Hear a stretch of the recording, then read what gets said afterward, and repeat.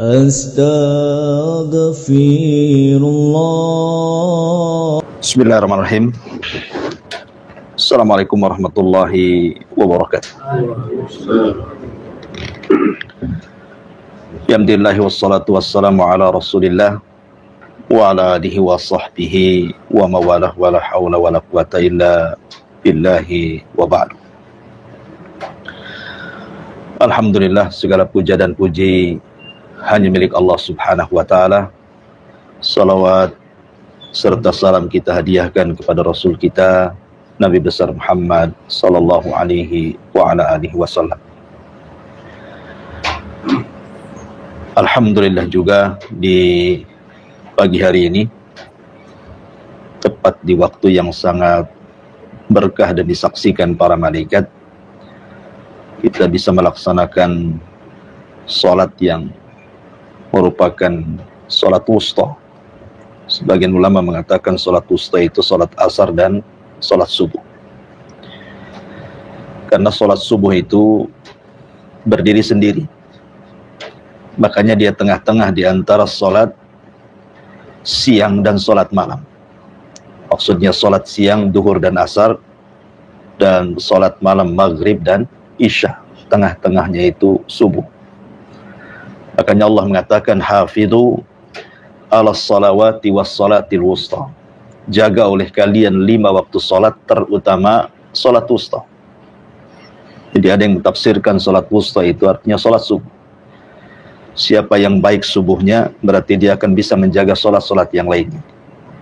Siapa yang buruk salat subuhnya, maka dia tidak akan mampu menjaga salat-salat yang lainnya. Makanya kenapa salat yang paling berat dilakukan orang munafik itu salat subuh berjamaah. Tapi pembahasan di pagi hari ini kita akan membahas tentang tazkiyatu an-nafsi. Bagaimana cara membersihkan jiwa. Ketika Allah Subhanahu wa taala menciptakan Nabi Allah Adam alaihi salatu wassalam, Allah mengatakan kepada para malaikat, wa idza sawaituhu wa nafakhtu min ruhi faqa'u lahu sajidin.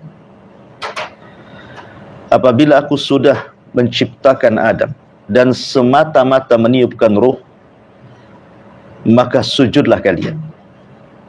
Dari sini kata ulama tafsir bahwa sujudnya para malaikat kepada Adam bukan ke jasadnya, tapi kepada ruhnya. Karena Allah Subhanahu wa taala mengidhafahkan ruh kepada dirinya, min ruhi, dari ruhku.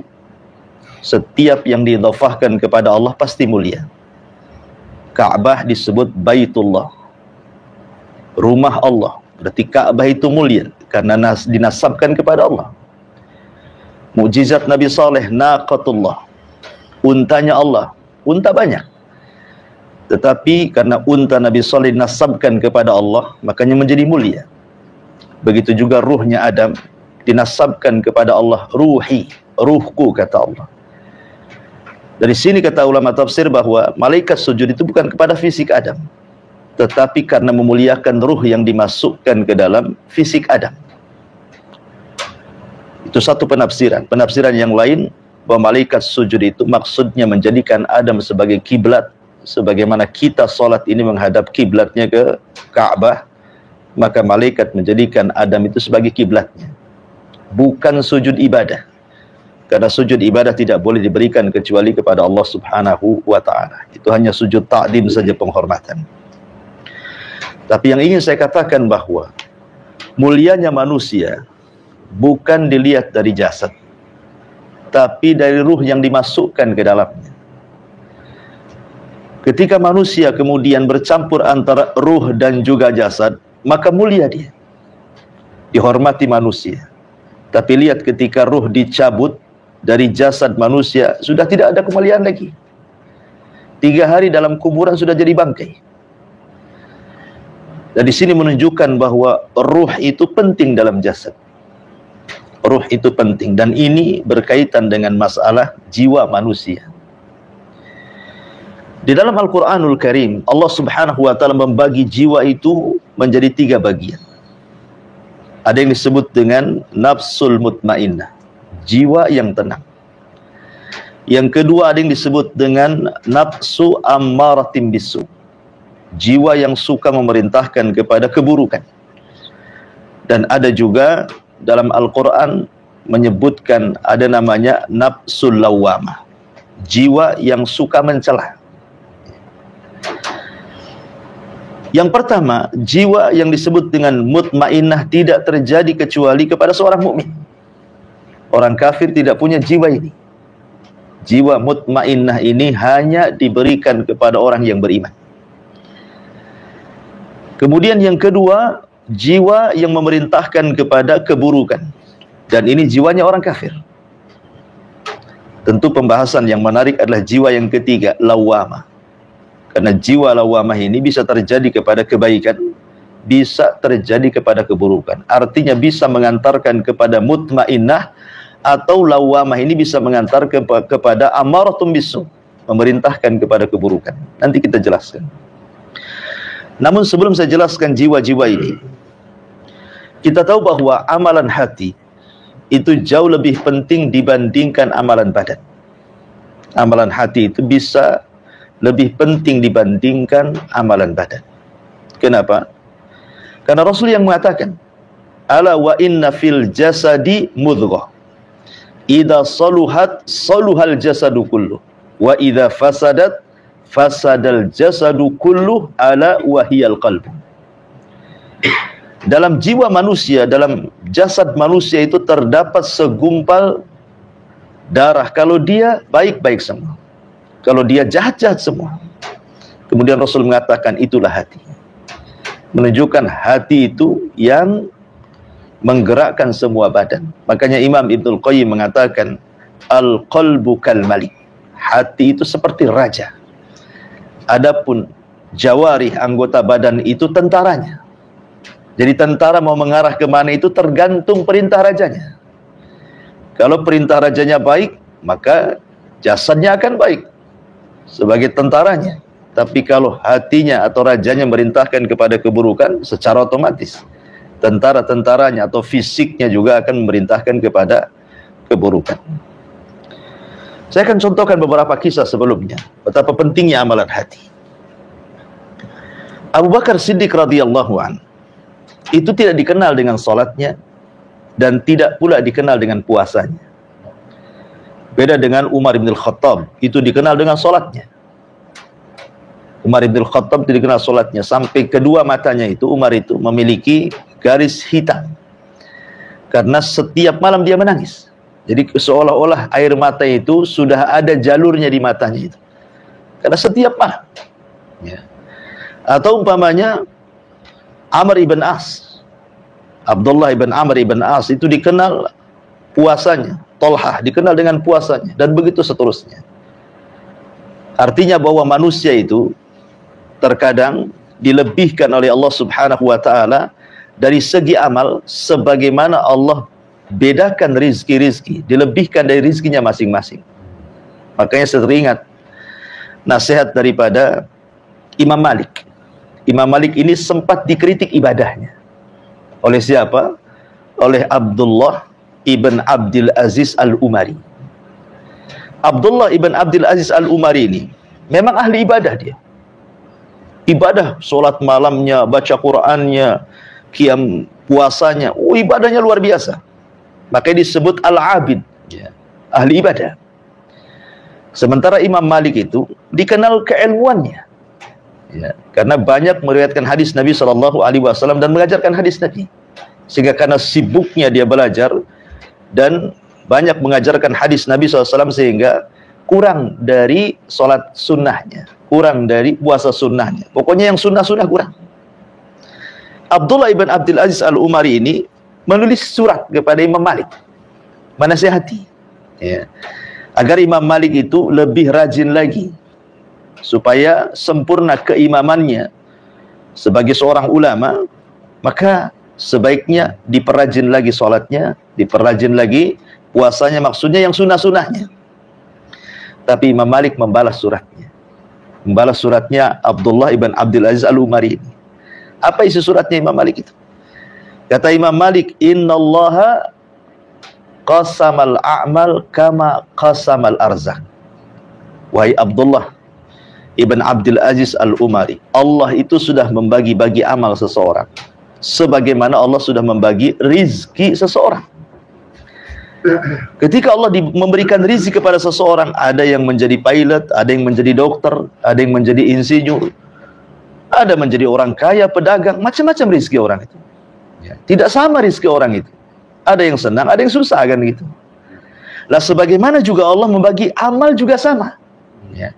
Ada yang mungkin dia rajin di sholat malam, tapi mungkin dia susah untuk berpuasa, lapar, mudah lapar, ya kan? Ada orang mudah puasa dia, tapi susah pula bangun malam dia. Ada orang mungkin rajin Al-Quran, membaca Quran rajin, tapi kalau disuruh untuk puasa mungkin susah dia. Artinya ada orang-orang itu yang dilebihkan satu ibadah dengan yang lainnya. Kemudian Imam Malik mengatakan, tetapi katanya, wa inni la'adhun, tapi saya yakin niatmu dan juga apa yang aku lakukan semua karena Allah. Jadi Imam Malik tetap memuji Abdullah ibn Abdul Aziz Al-Umari.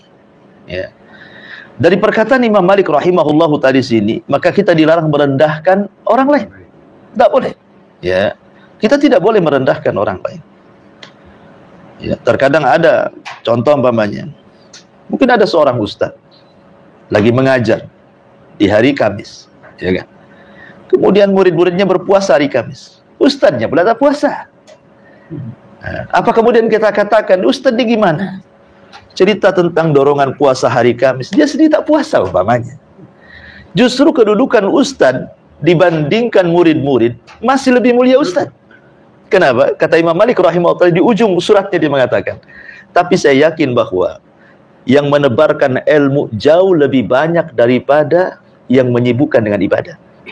Kenapa? Karena Rasul yang mengatakan keutamaan ahlil ilmi itu jauh lebih mulia dibandingkan ahli ibadah, seperti bulan di antara bintang-bintang, kata Rasul. Tetapi saya niatkan antara saya dan Anda lillahi ta'ala, saya yakin semua karena Allah. Maka masing-masing tolong hargai, kata Imam Malik, kan gitu ya. Jadi menghargai orang itu penting. Kita tidak tahu dia punya amalan yang kita tidak punya, atau kita punya amalan yang dia pula tidak punya. Ya, itu pentingnya dalam Islam seperti itu. Ya. Kembali bahwa Abu Bakar Siddiq radhiyallahu anhu itu memang tidak dilebihkan seperti para sahabat yang lain, ahli puasa, ahli sholat, tidak. Tetapi apa yang menjadikan Abu Bakar lebih hebat dibandingkan seluruh para sahabat? Apa yang menjadikan Abu Bakar lebih hebat? Sampai-sampai Rasul mengatakan, kalau keimanan Abu Bakar ditimbang di satu timbangan, semua amalan manusia ditimbang di satu timbangan satunya, masih berat amalannya Abu Bakar setelah Nabi SAW. Kenapa? Karena bima waqara fi qalbi. Karena Abu Bakar itu dilebihkan dari ibadah hatinya. Apa ibadah hati Abu Bakar? As-Siddiq. Dia membenarkan, ya kan? Di saat manusia kufur, dia membenarkan. Coba dalam peristiwa Isra dan Mi'raj contohnya. Ketika kemudian Rasulullah SAW kebingungan setelah peristiwa Isra Mi'raj itu, kan di tengah jalan dia berjumpa dengan Abu Jahal. Kata Abu Jahal, ya Muhammad, masya'anu. Wahai Muhammad, ada apa dengan kamu? Nampaknya kau bingung. Kemudian Rasul menceritakan tentang kisah peristiwa semalam. Abu Bakar sudah tahu ini bahan celaan kepada Rasulullah. Kata Abu Jahal, bagaimana kalau seandainya kau ceritakan kepada manusia? Aku yang kumpulkan orang. Ya. Di sini Abu Jahal tidak langsung mencela Nabi, tidak mengatakan, oh kau gila, tidak. Karena ini ada bahan mencela Nabi, kan. Baiknya apa yang kau ceritakan kepada aku, ceritakan juga kepada orang. Kumpulkanlah manusia itu. Kemudian kata Abu Jahal, wahai Muhammad, ceritakan kembali apa yang sudah kau ceritakan kepada aku. Maka Rasul menceritakan. Setelah diceritakan, semua tertawa. Sampai dijelaskan dalam riwayat itu, hatta yatamayalun, saking tertawanya menghina Rasul itu, sampai kepala itu geleng ke kanan, geleng ke kiri itu. Ya, mereka menghina Nabi. Akhirnya kemudian orang musyrik ini, karena Abu Bakar tidak hadir dalam majelis itu, diutuslah orang musyrik untuk mengejek Rasul di hadapan Abu Bakar. Datanglah ke rumah Abu Bakar. Ya Abu Bakar, tahu nggak? Saudaramu sudah gila, maksudnya Rasulullah. Ya. Macam mana dalam waktu yang sangat singkat dia bisa berjalan katanya dari Masjidil Haram ke Masjidil Aqsa katanya. Ini kan mustahil. Sekali lagi di zaman itu belum ada teknologi. Sekarang kan ada pesawat mungkin kan itu ya. Tapi zaman itu kan pakai unta kendaraan. 1 bulan perjalanannya. Tapi Abu Bakar mengatakan, demi Allah, kalau habar langit aku benarkan, padahal langit itu jauh jaraknya, apalagi jarak Aqsa yang dekat, pasti ku benarkan lagi. Ya. Rasul menceritakan dapat wahyu dari langit. Kita aja tidak nampak langit itu seperti apa. Aku benarkan, apalagi hanya di Aqsa yang dekat jaraknya. Seolah-olah Abu Bakar ingin mengatakan, kalau seandainya Nabi SAW menceritakan sesuatu yang jauh lebih mustahil daripada peristiwa Isra Mi'raj, pasti ku benarkan. Seolah-olah Abu Bakar mengatakan seperti itu. Dari sinilah kemudian disematkan kalimat As-Siddiq di belakang kalimat Abu Bakar tuh. Itulah amalan terbaik Abu Bakar yang tidak dimiliki sahabat yang lain. Satu-satunya sahabat yang masuk Islam tidak ada keraguan itu cuma Abu Bakar. Kalau yang lain itu tengok-tengok dulu, betulkah dia Nabi? Jangan-jangan bukan Nabi. Betulkah dia Quran? Jangan-jangan karya dia. Setelah yakin baru masuk Islam gitu ya. Seperti Umar gitu ya. Kan tidak langsung masuk Islam. Dia menentang Nabi dulu. Ya. Tapi satu-satunya yang masuk Islam ketika ditawarkan, masuklah engkau Abu Bakar ke agamaku. Maka Abu Bakar langsung mengatakan, asyhadu an la ilaha illallah wa asyhadu anna Muhammad Rasul. Dari sini menunjukkan bahwa amalan hati bisa membandingi semua umat Islam yang dimiliki Abu Bakar Siddiq radhiyallahu. Ini kisah yang pertama. Kisah yang kedua, ada seorang sahabat namanya Ulbah ibn Zaid. Ulbah ibn Zaid. Nabi SAW melakukan peperangan terakhir itu di perang Tabuk. Itulah perang terakhir Nabi, dipimpin langsung oleh Nabi. Karena perang Tabuk ini lawannya bukan lagi orang musyrik Quraisy, bukan lagi orang-orang Yahudi Madinah. Karena orang musyrik Quraisy sudah masuk Islam semua. Di Fathu Mekah kemudian datang Amul Wufud, ya, rombongan dari kabilah masuk Islam. Ya. Kemudian orang-orang Yahudi sudah terusir dengan 4 peperangan. Perang Bani Qunaiqah, perang Bani Nadir, perang Bani Quraidah, dan terakhir di Khaybar. Ya. Artinya sudah nggak ada lagi Yahudi di Madinah. Di Mekah sudah masuk Islam semuanya. Sehingga musuhnya cuma satu, Nasrani. Itu pun dari arah Romawi, ya, dari arah Syam sana. Lah Nabi SAW pernah mengutus pasukan di perang Mu'tah, itu mukaddimahnya. Tetapi perang besarnya itu di Tabuk namanya. Ya, perang Tabuk itu perang terakhir, karena ini 2 tahun sebelum meninggal Nabi, perang Tabuk ini. Perang Tabuk ini bayangkan, tentara kaum muslimin tidak banyak, apalagi disebut Jaisul Usrah, tentara yang memang sedang kesulitan. Jarak Madinah Tabuk itu tidak bisa ditempuh dengan jalan kaki, harus dengan kuda. Kuda pun kuda perang. Sementara kaum muslimin tidak memiliki itu. Perbekalan sedikit, tetapi yang ingin jihad banyak. Tetapi tidak punya apa-apa, pedang tak punya, ini tak punya, tapi pengen jihad mereka. Maka disebut Jaisul Usrah, tentara miskin. Maka disitulah Nabi SAW berkhutbah untuk supaya para sahabat berinfak mendanai perang ini. Maka Utsman datang dengan 300 unta dan perbekalannya kan itu. Abu Bakar datang menyerahkan semua kekayaannya. Umar datang menyerahkan separuh kekayaannya. Abdurrahman ibn Auf dan banyak para sahabat. Sehingga banyak orang-orang miskin seperti Ulbah ibn Zaid ini ingin ikut perang tak bisa, karena tak ada yang bisa ditunggangi. Karena minimalnya 1 kuda itu hanya bisa ditunggangi 8 orang, ya kan, gantian. Nanti kalau udah capek kamu naik lagi, gantian, ya kan. Unta untuk 8 orang. Nah, sementara sudah nggak ada lagi. Ulbah ingin perang tak bisa, ingin infak pun tak punya. Akhirnya apa yang dilakukan Ulbah ini, Ibn Zaid, di malam hari dia mengadu kepada Allah Subhanahu wa taala, ya Rabb, tidak ada barang-barang yang aku bisa infakkan kepada Rasul. Tetapi kata Ulbah, saya infakkan dengan segala hatiku, dengan cara ku maafkan semua yang pernah menzalimiku. Itulah sedekahku, katanya. Keesokan harinya Nabi mengumpulkan para sahabat dan mengatakan, siapa di antara kalian yang bersedekah di malam hari, katanya. Mujizat, Rasul tahu kan itu ya. Tiba-tiba Ulbah berdiri mengatakan, saya wahai Rasulullah.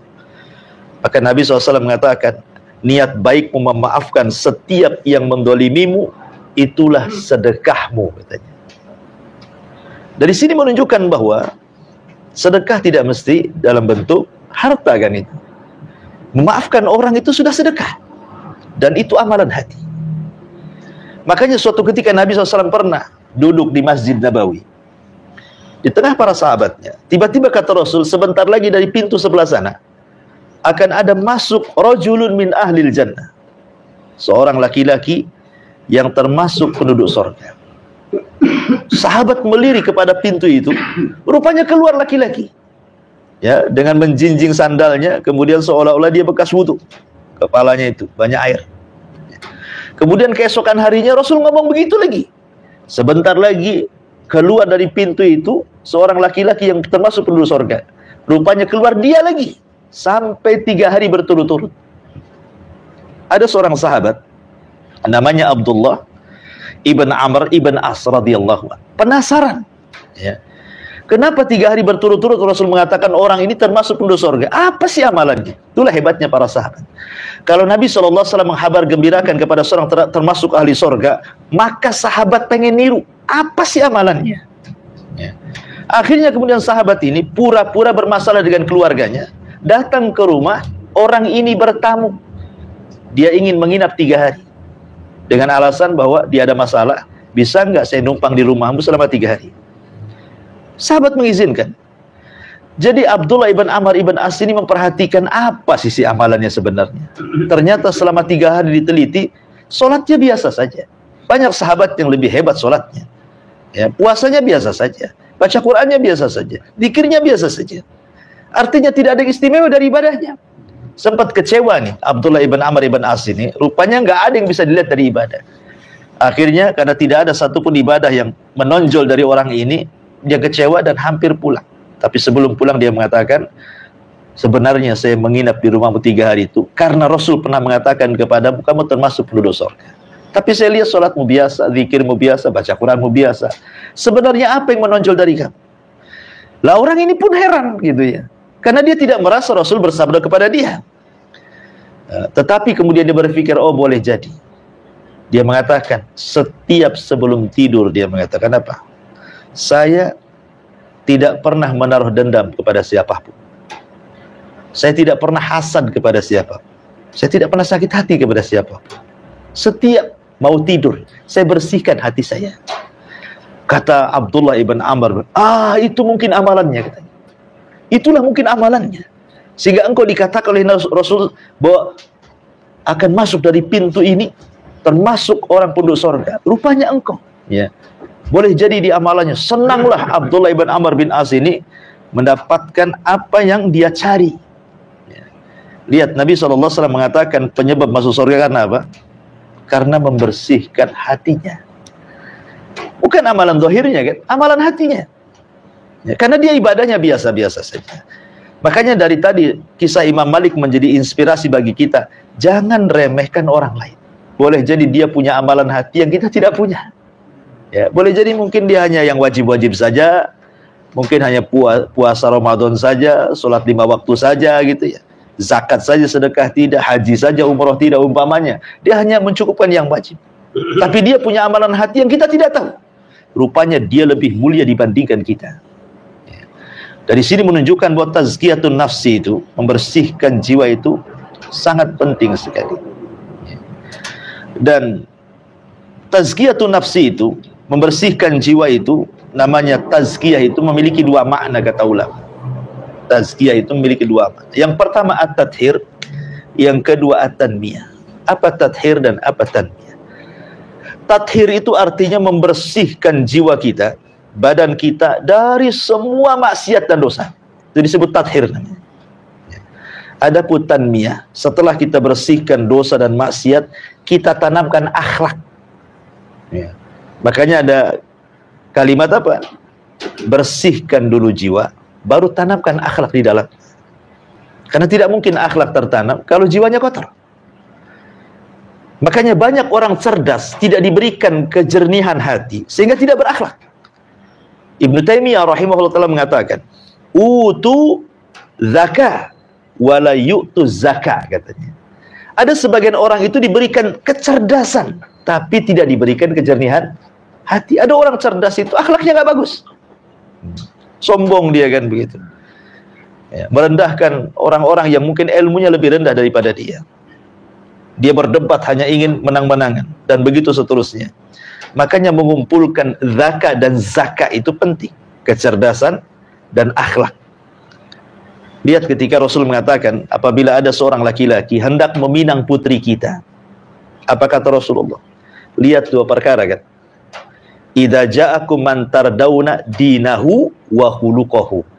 Apabila ada orang datang meminang anak putri kita, lihat dua perkara. Pertama agamanya, yang kedua akhlaknya. Di sini Rasul memisahkan antara agama dan akhlak. Kenapa demikian? Karena ada orang yang bagus agamanya, sholatnya bagus, puasanya bagus, dan yang lainnya. Ternyata ucapannya masih kasar, masih ghibah, nyakiti orang, merendahkan orang, menghina, kan gitu ya. Tapi ada sebaliknya. Oh, dia kalau ngomong lembut, santun, Masya Allah gitu. Tapi tak sholat pula dia. Ya kan, ada orang seperti itu.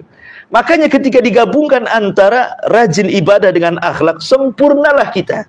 Kalau ada orang yang seperti ini, cepat nikahkan, kata Rasul. Kalau tidak, bahaya anakmu, kata Nabi.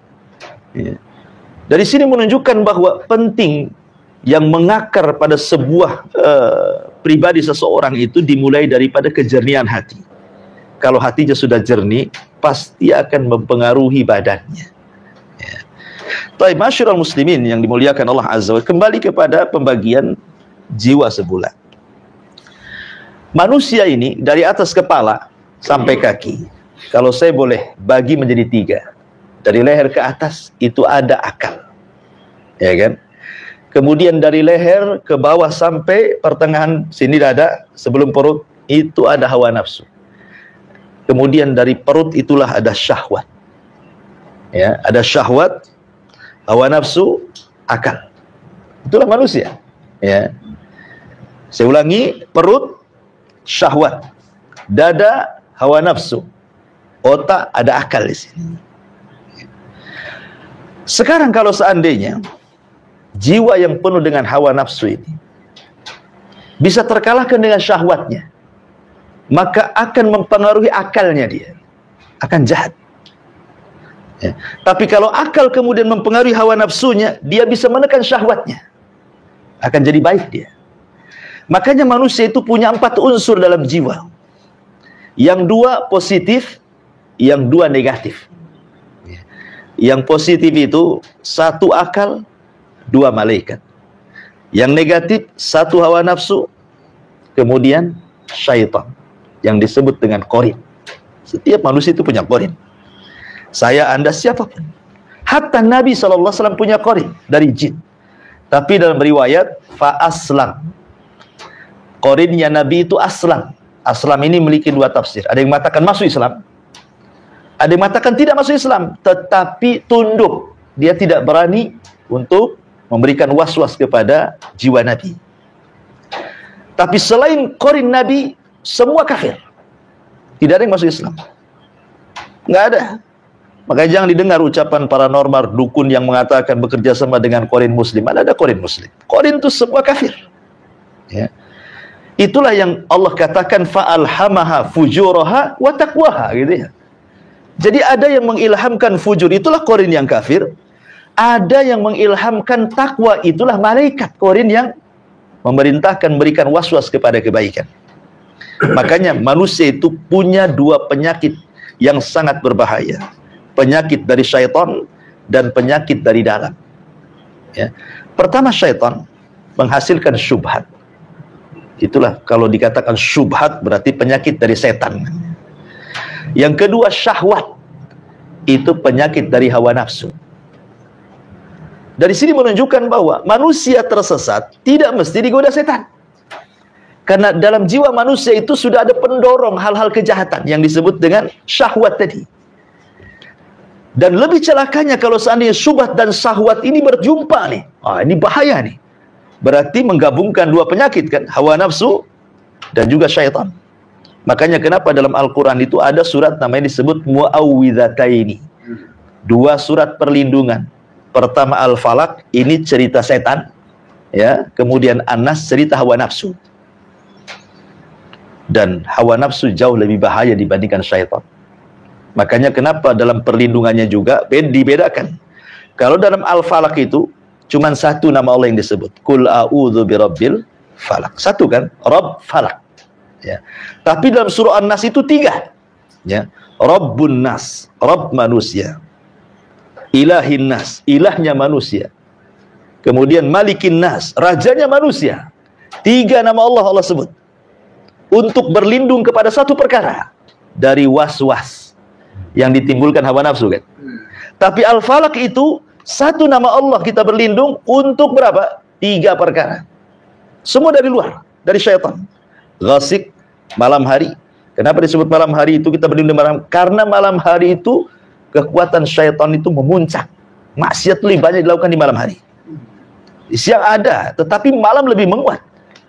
Ya. Orang menyihir di malam hari, ya kan? Ngirim-ngirim santet, kirim-kirim sihir, itu semua di malam hari. Orang maksiat, berzina, mabok, macam di malam hari. Orang merampok, mencuri di malam hari. Ya. Maka kita berlindung dari malam hari itu. Ghasib itu disebut malam hari. Kemudian nafathati fil uqad, para penyihir. Kemudian orang hasad. Itu semua di malam hari. Ya. Tetapi beda dengan An-Nas. Cerita tentang jiwa. Makanya berlindungnya dari 3 nama Allah. Karena bahayanya. Ya. Kenapa disebut bahaya? Menundukkan musuh dari luar itu mudah. Pamannya kita melindungi dia dari malam hari. Jangan keluar. Beribadah di malam hari. Ya. Kemudian kita ini ingin melawan orang sihir. Banyak-banyak berzikir.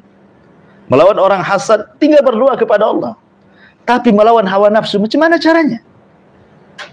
Hawa nafsu itu berada di jantung kita.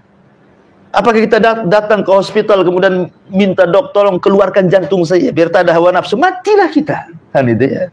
Kalau ada orang tidak ada jantungnya mati. Jantung tidak bisa dibuang dari badan kan gitu.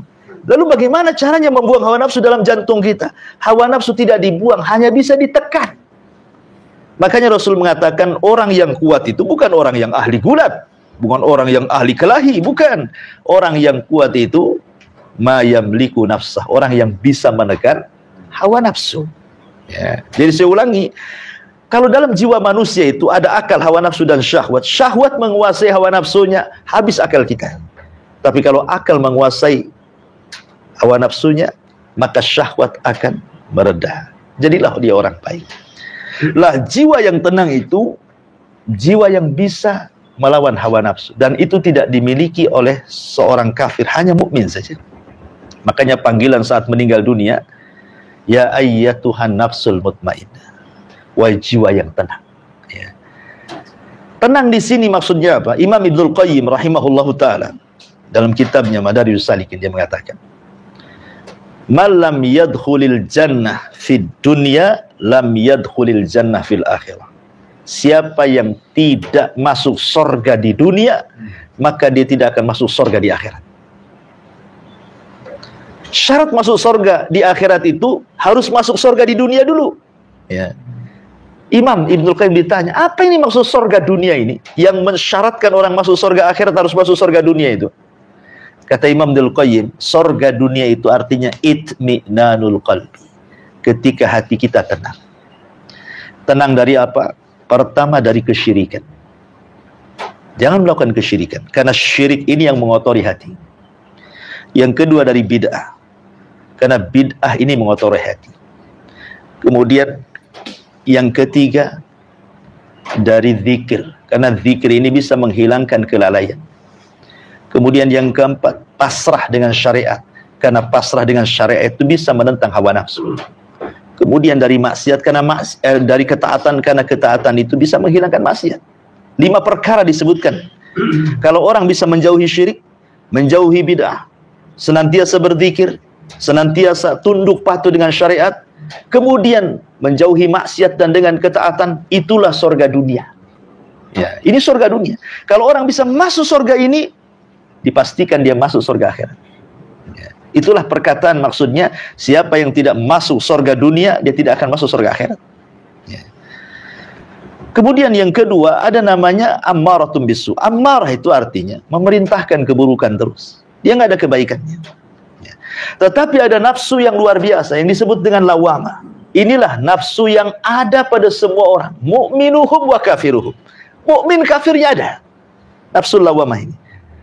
Tetapi menjadi muskil adalah ketika Allah Subhanahu wa taala berfirman dalam surah Al-Qiyamah, la uqsimu biyaumil qiyamah wa la uqsimu bin nafsil lawamah. Kenapa Allah Subhanahu wa taala iringkan jiwa yang penuh dengan celaan, mencela diri dengan hari kiamat? Apa hubungannya di sini? Ya. Ada sebagian para ulama mentafsirkan, karena nanti pada hari kiamat semua orang akan menyesal di hadapan Allah. Mau orang solehnya, mau orang jahatnya, akan menyesal di hadapan Allah, akan mencela dirinya. Adapun celaan orang-orang soleh di hadapan Allah, kenapa dia tidak menambah ibadah ketika di dunia? Kalau tahu seperti ini maksudnya, dia sudah tahajud, dia sudah puasa, tapi hatinya mencela di hadapan Allah. Kenapa dulu saya tidak rajin lagi tahajud? Padahal sudah tahajud tuh. Ya. Kenapa saya tidak puasa? Padahal sudah puasa lagi ya. Dia mencela dirinya. Kenapa tidak rajin lagi dulu? Itu ada orang-orang soleh mencela dirinya, tapi mencela kepada kebaikan. Ya. Tetapi kalau orang jahat sudah jelas. Dia mengatakan di dalam Al-Quranul Karim bagaimana perkataan mereka. Allah katakan, idza dukkatil ardu dakkan dakkan. Apabila manusia digoncangkan pada hari kiamat, di situ yauma yatadzakkarul insan anna lahu dzikra. Manusia baru ingat, manusia baru sadar. Ya, kenapa dulu dia seperti itu? Dia mengatakan, ya laitani qaddamtu li hayati. Duhai kiranya, ya Rabb, aku kembalikan ke dunia, biar aku bisa beramal soleh, biar bisa masuk Islam, biar bisa beribadah. Mungkin mustahil. Mustahil. Ya, orang kemudian menyesal di akhirat itu mustahil. Makanya Allah Subhanahu wa taala mengatakan, ada orang-orang itu yang mereka khusyuk, mereka lelah letih, tapi ujung-ujungnya masuk neraka. Ya. Karena penyesalannya di akhirat tidak mungkin menyesal. Apa yang mau disesalkan di akhirat itu? Mau sujud ruku di akhirat itu nggak ada gunanya. Karena khusyuk, kemudian ruku, sujud itu tempatnya di dunia. Ali mengatakan dunia ini tempat beramal, akhirat tempat hisab. Ini satu penafsiran. Penafsiran yang kedua, maksud lawamah di sini maksudnya di dunia. Ada orang-orang yang sudah melakukan kejahatan, menyesal dia. Umpamanya dia mau bersedekah, tiba-tiba dihalang-halangi oleh istrinya. Jangan sedekah lah bang, ini belum lunas nih utang nih. Akhirnya untuk melunasi utang dia. Kemudian ada uang lebih. Kemudian kata istrinya, ayo kita jalan-jalan kemana gitu dengan uang ini. Habis dia. Setelah habis duitnya baru berpikir, kenapalah uang itu saya tidak sedekahkan. Menyesal. Ya. Itu menyesal kebaikan itu namanya. Itu juga jiwa lawamah namanya. Lah jiwa lawamah yang seperti ini bisa mengantarkan kepada mutmainnah dia. Ya. Tapi ada orang yang kemudian justru terbalik, habis disedekahkan menyesal pula dia. Kenapa sih saya disedekahkan banyak-banyak? Saya disedekahkan umpamanya uang Indonesia 5 juta. Kenapa saya tidak sedekahkan 100.000 saja? Udah sedekah ini kan? Ya. Dia malah mau menarik lagi dia. Itu lawamah yang jelek seperti itu. Karena dia menyesal dari kebaikan. Lah kalau lawamah yang kedua ini bisa ammaratun bisu nantinya, merintahkan kepada keburukan. Jadi lawamah ini tengah-tengah dia. Mau kemana dia? Ya. Mau lawamahnya itu ke ammaratun bisu atau lawamahnya itu ke mutmainnah. Itu kembali kepada kita. Ya, makanya pentingnya kemudian menjaga hati itu, kata para ulama seperti dikatakan oleh Syekh Abdul Razak Al-Badr. Dia mengatakan bahwa kalau ingin membersihkan hati, pertama tauhid. Ya, tauhidkan Allah Azza wa Jalla. Karena hanya dengan tauhid inilah satu-satunya yang bisa membersihkan hati. Karena bagaimanapun yang mengotori hati itu lawannya kesyirikan. Syirik itu akan mengotori hati. Kenapa? Karena hati ini akan mudah kemudian lepas dari Allah dengan kesyirikan. Contoh saja, orang yang percaya dengan tangkal jimat. Apa kata Rasulullah? Man ta'allaqa syai'an wukila ilaih. Siapa yang menggantungkan jimat, tangkal-tangkal, maka hatinya akan disandarkan kepada jimat itu, bukan lagi kepada Allah dia. Walaupun lisannya mengatakan, oh saya yakin Allah yang menyembuhkan, bukan jimat ini. Iya, lisannya saja. Hatinya itu ke jimat gitu maksudnya. Jadi hatinya sudah kotor dia. Menghilangkan tawakal kepada Allah Subhanahu wa ta'ala. Makanya tauhid itu nomor satu. Ingin bersihkan jiwa. Yang kedua, tadabburil Quran. Membaca Al-Quran, mendengar Al-Quran, tadabbur dengan Al-Quran. Afala yatadabbaruna Al-Quran am ala qulubihim aqfaluhum. Kenapa kalian tidak mentadabburi Al-Quran? Ataukah hati kalian terkunci? Jadi intinya bahwa orang yang meninggalkan Al-Quran pasti terkunci hatinya. Susah mendapatkan nasihat. Yakin, ya. Orang yang jarang menyentuh Al-Quran itu susah hatinya. Karena Allah yang mengatakan, kenapa kalian tidak menurunkan Al-Quran? Ataukah dalam hati kalian ada kuncinya? Berarti yang bisa membuka kunci hati itu adalah Al-Quran. Perbanyak Al-Quran. Yang ketiga, berzikir. Karena Allah yang mengatakan, ala bidzikrillah tatmainnul qulub. Ingatlah, dengan zikir kepada Allah, tenang hati kita. Karena ada orang yang mencari ketenangan itu di luar daripada zikir, nggak akan dapat. Ya. Ada orang ingin tenang, jalan ke pantai sana, berlibur sana, berlibur sini. Ia tenang saat berlibur, pulang udah pusing lagi dia. Ya. Kenapa demikian? Karena zikir itu menyertakan Allah dalam setiap permasalahan kita. Makanya sering saya katakan, sesulit apapun masalah, kalau Allah datang ikut campur menyelesaikannya, pasti Allah uraikan masalahnya. Sedikit-sedikit pasti adalah. Ya, oh jalan keluarnya macam ini, macam itu. Tahu dia arahnya. Ya. Tetapi sekecil apapun masalah, kalau Allah tidak ikut campur tangan, sulit untuk keluar dari masalah itu. Makanya kenapa dalam sholat itu ada kalimat iyyaka na'bud wa iyyaka nasta'in. Ya. Bukankah isti'anah itu bagian daripada ibadah? Kenapa Allah pisahkan? Hanya kepadamu kami beribadah. Hanya kepadamu kami meminta pertolongan. Lah minta pertolongan itu kan bagian daripada ibadah. Kenapa dipisahkan? Karena tidak mungkin orang bisa ibadah kecuali ada pertolongan Allah. Kayak antum di sini. Nggak mungkin lah ngaji di sini kalau nggak pertolongan Allah. Pertolongan siapa emang yang antum bisa di sini? Semua pertolongan Allah kan. Makanya isti'anah dalam ibadah itu penting. Meminta pertolongan Allah. Lihat Nabi SAW sampai mengatakan, Rabbi la takilni ila nafsi tarfata'in. Ya Rabb, jangan sekali-kali engkau berpisah dariku walaupun sekejap mata. Nabi ketakutan. Kalau Allah sekejap mata kemudian tiba-tiba Allah meninggalkan dia, datang kesulitan, siapa yang menyelesaikan? Makanya Ibrahim alaihi salatu wassalam ketika istrinya diambil oleh Raja Mesir yang zalim, apa yang dilakukan Ibrahim? Salat dia. Meminta pertolongan kepada Allah Azza wa Jalla. Sehingga ketika Sarah ditangkap dan hendak dijamah oleh Raja zalim, dia pun mengatakan, Ya Rabb, aku ini wanita suci. Aku sudah melayani suamiku. Dan aku beriman kepada kenabian suamiku. Maksudnya Ibrahim. Ya. Fala tusallit alaih. Jangan sampai dia menguasai aku. Tiba-tiba raja itu stroke, nggak bisa bergerak gitu kan. Akhirnya kemudian ketakutan raja, disangkanya Sarah itu wanita penyihir. Dia marah sama penjaganya, penjaga, kenapa kau datangkan setan bukan manusia, katanya. Disangkanya dukun gitu ya. Karena ketakutannya akhirnya dihadiahi Hajar. Bawa Hajar pergi kau dari sini. Gitu ya. Kata para ulama, kenapa Sarah ditolong? Bukan karena semata-mata Sarah menyelamatkan diri, karena Ibrahim yang sholat, bermunajat kepada Allah, minta diselamatkan istrinya.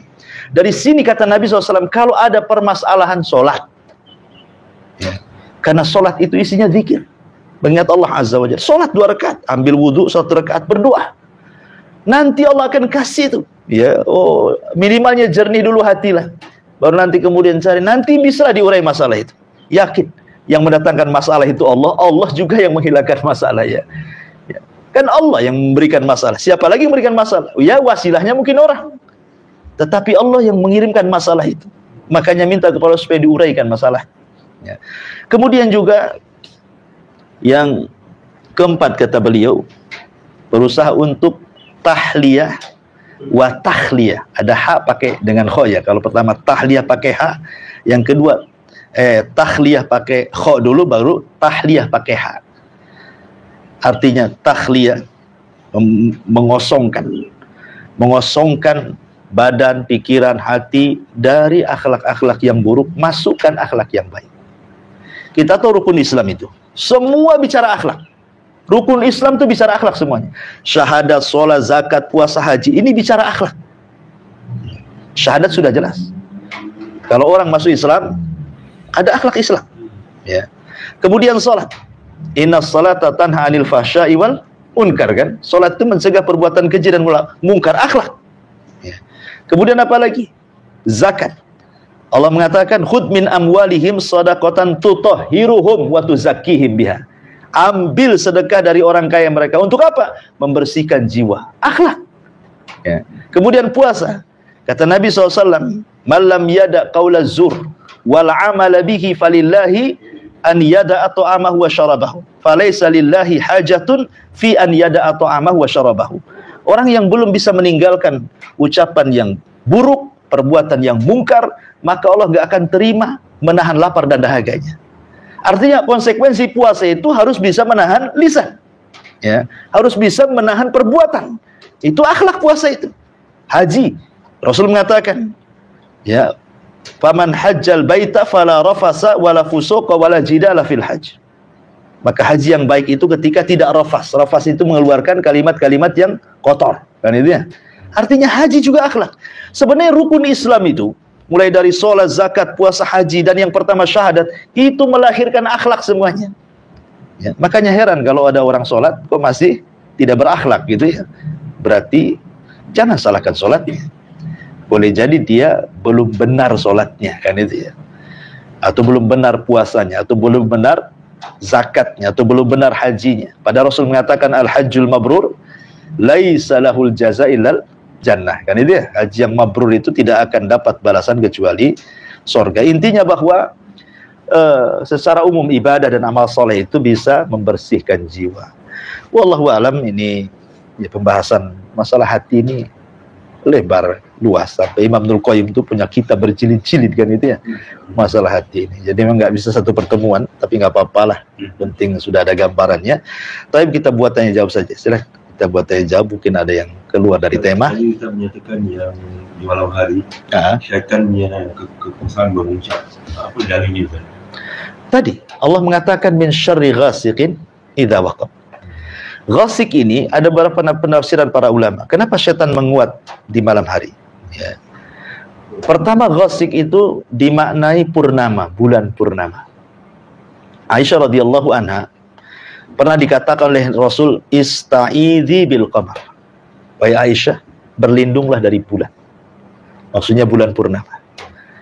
Berlindunglah dari purnama. Kenapa? Karena purnama itu menandakan menguatnya syaitan, menguatnya hawa nafsu. Kenapa? Karena purnama itu air laut pasang, kemudian darah manusia naik. Pertengahan bulan tuh orang lagi stres, gaji belum keluar, di akhir stres dia kan, uang udah habis. Jadi pertengahan bulan itu darah kita mengikuti pasang surut laut. Kalau air laut pasang, darah kita naik. Makanya disunahkan dua perkara untuk menekan tensi darah. Ya, pertama puasa Yaumul Bid, pertengahan bulan. Yang kedua hijamah berbekam. Ya.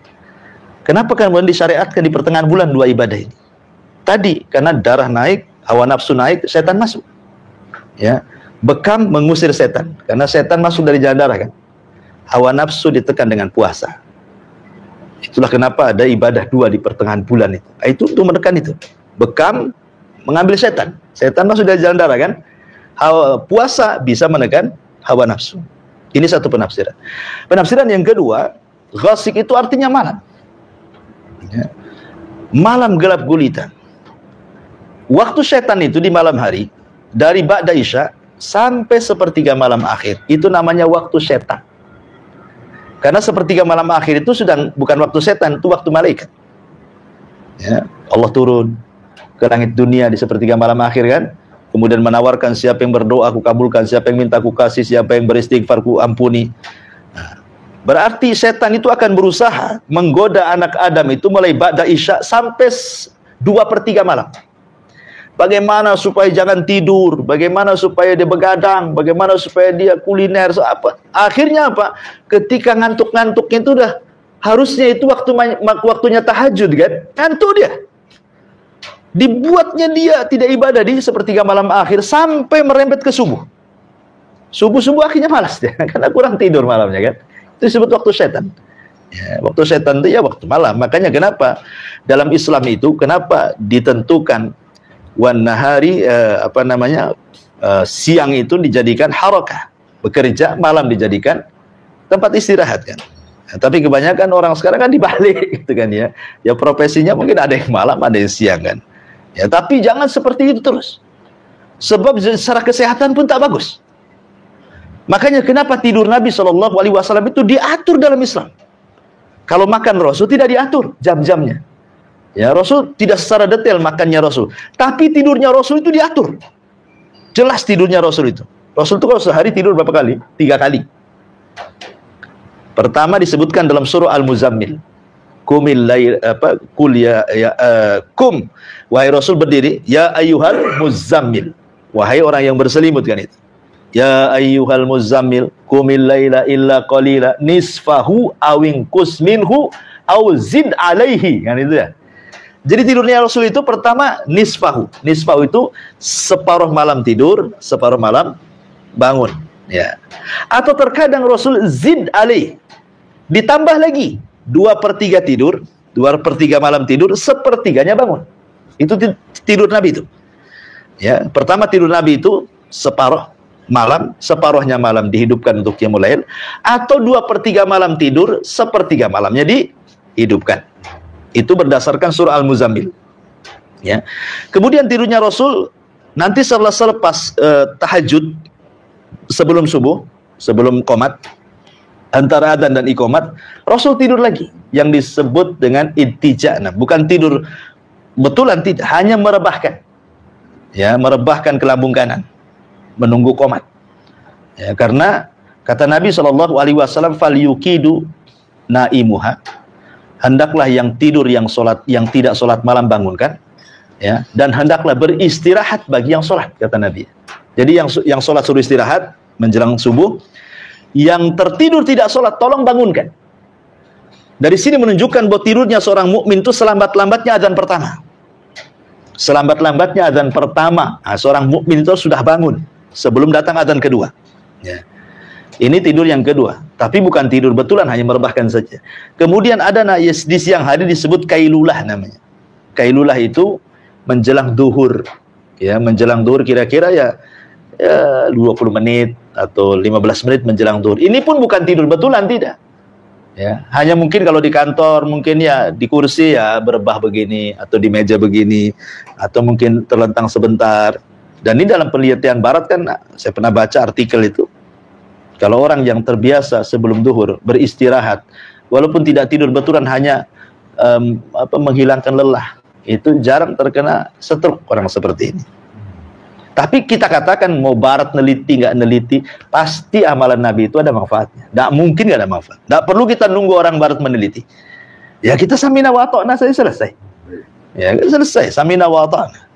Nggak perlu kemudian diteliti. Oh, kadang-kadang ada orang yang kemudian ingin meneliti, betulkah Quran dan Sunnah itu menyelisih sains atau tidak, kadang-kadang.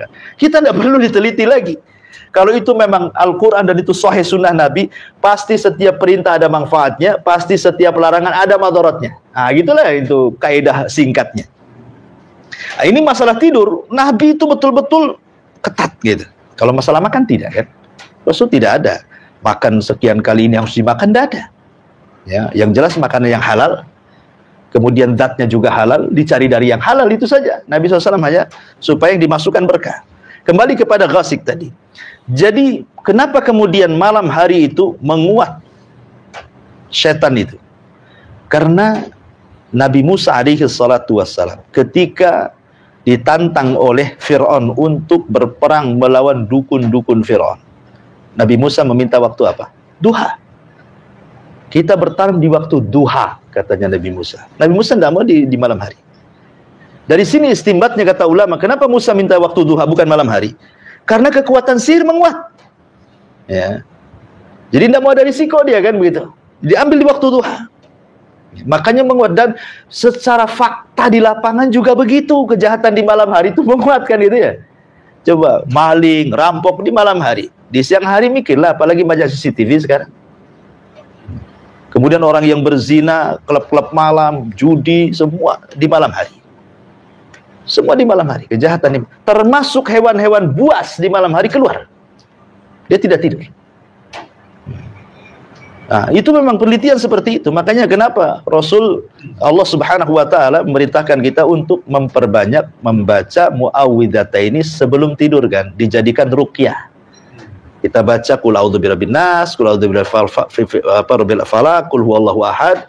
Terkadang Rasul menambah qul ya ayyuhal kafirun, kemudian diusap 3 kali ke badan. Nah, itulah untuk menghindari dari 4 keburukan tadi kan. Ya, 4 keburukan, 3 di Al-Falaq, 1 di An-Nas. Nah, adapun baca Al-Ikhlas dengan Al-Kafirun karena dua-duanya surah Ikhlas. Ya. Al-Ikhlas, surat Al-Ikhlas. Maksudnya Qul huwallahu ahad. Disebut dengan suratus Somad namanya. Surah As-Somad itu disebut Al-Ikhlas. Qul ya ayyuhal kafirun juga disebut Al-Ikhlas. Jadi surat Al-Ikhlas dalam Quran itu 2. Suratus Somad dan surah Al-Kafirun. Apa bedanya? Kalau surah Al-Kafirun bicara tentang tauhid uluhiyah. Kalau Qul huwallahu ahad ini bicara tentang rububiyah dan nama dan sifat bagi Allah. Jadi kalau digabung berarti 3 tauhid tersebutkan di situ.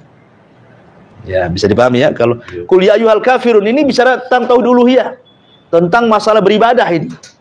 Aku tidak mungkin menyembah Tuhanmu. Kamu pun tidak mungkin menyembah Tuhanku. Ini uluhiyah namanya. Ya. Tapi kalau Qul Allah ini kan bicara pengetahuan. Allah itu satu. Oh, gitu ya. Tempat bergantung. Oh. Tidak melahirkan dan tidak dilahirkan. Kan bicara sifat dan rububiyah namanya. Pengetahuan kita tentang Allah. Kalau makanya dua-duanya disebut surah Al-Ikhlas, dan dua-duanya juga disunahkan dibaca sebelum tidur. Jadi 4 surat itu disunahkan sebelum tidur untuk meruqyah diri sendiri. Wallahu a'lam. Ada lagi? Assalamualaikum warahmatullahi wabarakatuh. Ini ada berkenaan dengan hukum apabila makmum. Kita tahu yang bahawa imam untuk diikuti. Apabila imam tu berubah dari daripada takbir ke sujud, ada yang melafazkan Allahu Akbar dulu, ataupun yang ada lepas tu baru dia sujud. Maka tu yang sekiranya makmum tu tak dapat lihat imam, mungkin dia di belakang, tapi sebelum imam tu sujud sampai ke sejadahnya, dia menyebut dulu. Jadi makmum tak lihat, tapi makmum tu dah sujud karena berpatokan dengan takbir makmumnya. Iya, begini ya. Jadi patokan saf pertama adalah imam karena dia yang melihat. Patokan saf yang kedua, saf yang pertama. Patokan saf yang ketiga, saf yang kedua. Dan begitu seterusnya. Jadi yang paling depan jangan ngikuti imam, ngikuti saf yang di depannya. Nah, saf yang depannya ngikuti saf depannya lagi. Nah, begitu maksudnya. Jadi seperti itu. Karena begini, ini masalah khilaf, masalah furu'iyah sih, bukan perkara yang harus dibesar-besarkan, tidak. Perpindahan takbir dengan gerakan itu ada 3 macam. Seperti takbiratul ihram. Ada yang mengucapkan takbir dulu, Allahu Akbar. Ya. Ada yang kemudian gerakan dulu, Allahu Akbar. Ada juga yang berbarengan, Allahu Akbar. Tiga-tiganya boleh. Ini kan masalah khilafiyah. Ya. Ada yang ketika sebelum sujud, Allahu Akbar, baru sujud ya. Ada yang sujud dulu, Allahu Akbar. Ada yang barengan, Allahu Akbar. Tidak ada masalah. Nah, itu masalah khilafiyah seperti ini ya. Nah, cuman makanya bagaimana caranya? Karena begini, terkadang kalau dari zaman dulu tidak ada mukabbirus saut, tidak ada mic. Allahu Akbar kedengaran sampai ke belakang kan. Orang dulu kan tak ada macam itu. Gimana caranya? Yang paling belakang ikuti imam itu yang depan. Yang mengikuti yang di depannya lah. Mengikuti yang di depannya lagi dan begitu seterusnya. Ya salah dia, kenapa dia paling belakang? Coba di awal-awal dia dapat saf pertama, ya terpaksa lah dia secara saf saja, apalagi di hari Jumat itu mungkin dia dapat telur, yang depan dapat unta, kan itu ya, kemudian belakangnya sapi, kemudian belakangnya lagi kambing, belakangnya lagi ayam, belakangnya lagi telur, terakhir tai ayam loh. Belakangan itu ya, kata ada lagi, ya cuman di 5 saf aja yang dapat kan. Udah 6 saf 5 udah nggak jelas ke belakang tuh. Yang anehnya kadang-kadang dia sudah tahu dapat unta, datang paling pertama, duduk pula paling belakang. Kan ada yang gitu tuh. Dia datang di awal-awal, duduk cari tiang belakang. Ada. Nah, ini macam itulah. Jadi dia dapat 2 kan? Wallahualam. Iya. Ini minta maaf minta maaf. Dia suka nongkrong malam-malam. Oke. Buat ni lah. Iya. Kalau begadang ilmu, insyaAllah okey lah. Kalau begadang bukan. Begadang itu asal ada manfaatnya, manfaat dunia atau manfaat akhirat. Pemain manfaat dunia ya bicara bisnis, bicara apa nggak apa-apa, manfaat dunia. Atau manfaat akhirat yang paling baik kan itu, mengaji, zikir. Tapi kalau tak ada manfaatnya, kalau kena kopi, berbual ilmu gimana Ustaz? Ya berbual ilmu nggak apa-apa, kalau ada manfaatnya. Karena di masjid di Singapura jam 10 ditutup ni. Jadi di kedai kopi aja. Ya tak masalah. Kalau bicara agama kan. Tapi biasanya bicara agamanya 1 kalimat, bicara yang lainnya berkalimat-kalimat. Itu ada pertanyaan daripada jamaah juga. Iya. Ya, syarat sah solat itu yang kita tahu mengikut saf lah. Kerana itu kena semua sama dalam satu saf tu kan, diwajibkan untuk Meluruskan saf. Itu bukan syarat sah solat. Bukan. Jadi Bukan. berkenaan dengan orang yang Itu kewajiban. Kewajiban solat meluruskan. Orang yang memakai kerusi ni sekarang bermasalah sikit. Kerusi.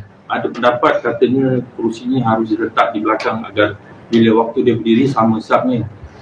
Tapi bila dah jemaah di belakang makmum yang nombor saf yang 2 pula tak dapat sujud disebabkan kerusi dia dah mengganggu untuk dia sujud. Jadi mana yang lebih afdal lah bila dalam Tidak. Fattaqullaha mastata'tum. Bertakwalah semampu kita. Tidak perlu memaksakan. Kalau memang namanya orang pakai kursi kan karena memiliki darurat, artinya uzur. Dia memang tidak bisa sujud yang secara normal, tah kakinya kena asam urat, kena gout atau apa kan kadang-kadang tak bisa. Paksa dia duduk. Ya, duduk itu ada 2 macam. Bisa sila, kadang-kadang sila pun tak bisa, terpaksa di kursi. Maksudnya Ustaz, maksudnya tu Posisi Posisi lihat begini, lihat kan sejajar dengan bahu. Bahu dengan bahu. Ini kan sama dengan jemaah asal yang ada dia mau Di belakang lagi. dirinya dia berdiri dulu. Tak bisa nanti kursinya susah. Yang orang belakang sujud kena kursi dia. Tak ada boleh letak. kalau belakang tak ada okey tak? Ya, tapi ya kalau tak. Sekarang kan bahu yang kita lihat kan. Waktu kita sedang, saya kira sejajar bisa lah kursi itu. Sejajar. Karena memang dia orang uzur cemana. Nggak bisa kita tentukan depan belakang, nggak bisa. Cemana cara menentukannya? Lain dengan orang berdiri sudah jelas. Bahu kena bahu, kaki kena mata kaki kan ini. Jelas hadisnya. Kursi kan tak bisa kaki kursi dengan kaki kita kan tak ada hadisnya tuh. Mata kaki kursi tak ada yang mana satu mata kaki kursi. Ya berikan uzur saja. Ya. Islam itu mudah kok, enggak mempersulit. Ya. Asal jangan sok sendirian pakai kursi belakang.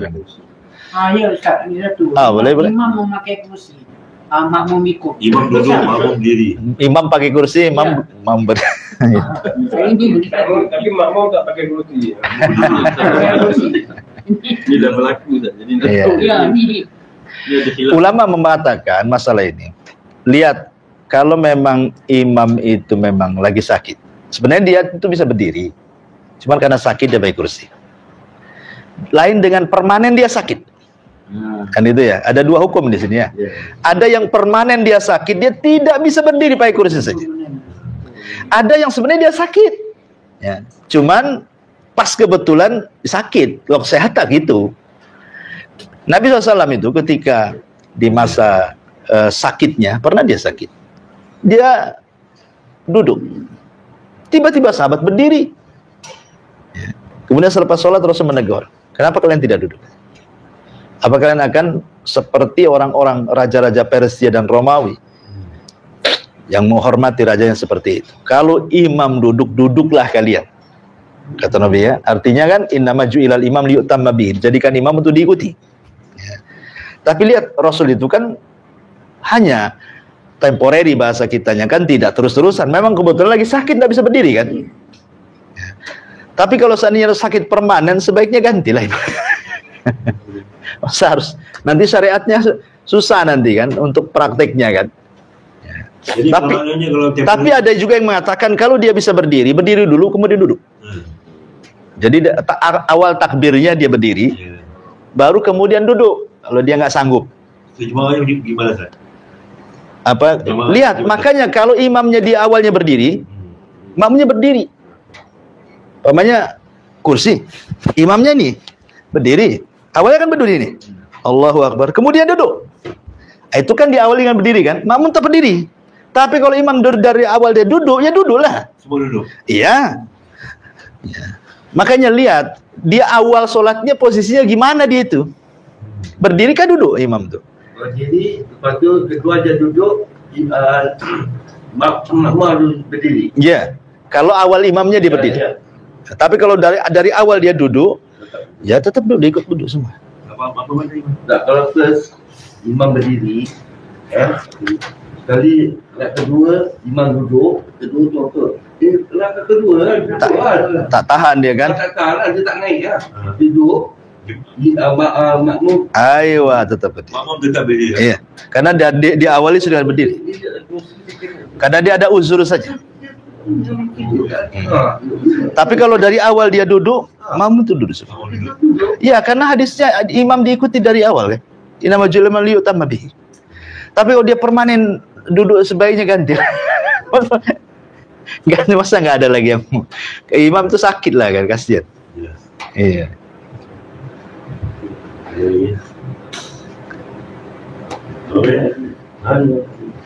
Jul. Nah, Tadi saya cerita itu bagus yang cemburu tentang apa yang Nabi kabarkan dini ahli syurga. Dia nampak amalan dia biasa-biasa sampai dia ada sikit bersangka lah bagaimana dia nipi amalan ni sampai sanggup dia tidur rumah. Jadi contoh bagaimana orang tu dia bersangka baik kan? Dia bersangka baik, tapi kebaikan dia harapkan tu tak memuaskan hati dia. Contoh yang itulah. Tak seperti cerita yang tadi, kerana dia memaafkan orang kan?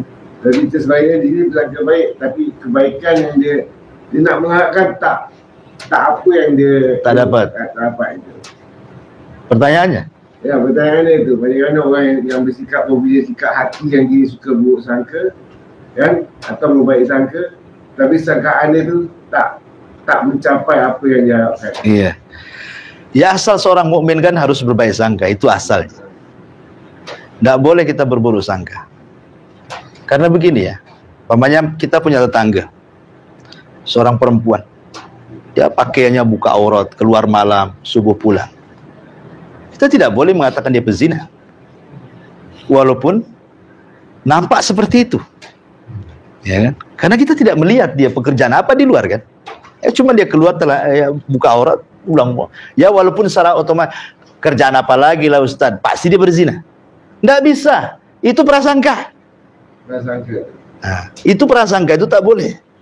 Tetap kita ini selama kita tidak bisa melihat bukti dan dia seorang mukmin, kalau dia punya salah, kasih uzur. Salah lagi kasih uzur. Kalau perlu 70 uzur pun kita kasih sama dia. Nah, itulah baiknya seorang mukmin itu di situ sebenarnya. Uzur, kasih uzur, jangan suudon sama orang. Iya. Berikan uzur bahasa Arab lah uzur. Kasih waktu. Karena saya teringat dengan kisah Imam Syafi'i. Imam Syafi'i sakit. Datang muridnya berkunjung. Ya kan? Kata muridnya, "Qawwallahu dha'faka ya imam." Qawwallahu dha'faka ya imam. Maksud muridnya mengatakan qawwallahu dha'faka ya imam, itu doa. Ya, semoga Allah mengangkat penyakitmu. Kan bagus doanya. Tapi dalam bahasa Arab, qawwa itu dua makna. Bisa maknanya qawwa itu dari qawiyah kuat. Semoga penyakitmu makin kuat, makin parah kan itu ya. Atau qawwa di situ artinya mengangkat. Jadi Imam Syafi'i mengatakan, kamu mau selesai mati katanya. Kata muridnya, oh bukan itu maksud saya. Kata Imam Syafi'i, saya tahu. Kalaupun kau berdoa jelek kepada saya tidak akan bermaksud bahwa engkau berdoa kejelek sama saya. Pasti saya akan katakan kau sedang berbuat baik. Itulah husnudzonnya Imam Syafi'i. Ya. Yang bahasa Arab kan seperti itu, kadang-kadang dua makna kan. Satu lafaz dua makna, berbalik pula maknanya. Ya, yang satu maknanya qawwa itu supaya dikuatkan penyakitnya cepat mati lah kan itu. Atau semoga diangkat. Tapi Imam Syafi'i mengatakan, sekalipun kau berdoa keburukan, kata Imam Syafi'i, saya tidak akan berburuk sangka kepada. Pasti engkau tidak mengatakan kecuali kebaikan. Nah, itu kan enak kalau ngomong gitu. Itu namanya memberikan uzur namanya. Nah, seperti itulah ulama. Imam Syafi'i mencontohkan seperti itu. Wallahu a'lam. Baik, sudah waktunya kita tutup. Subhanaka wa bihamdika asyhadu an la ilaha illa anta astaghfiruka wa atubu ilaik. Assalamualaikum warahmatullahi wabarakatuh.